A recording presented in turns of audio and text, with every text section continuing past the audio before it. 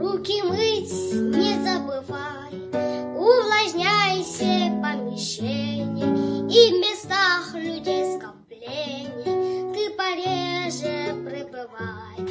Окна чаще открывай, одевайся потеплее, и до самого апреля шапку лучше не снимай.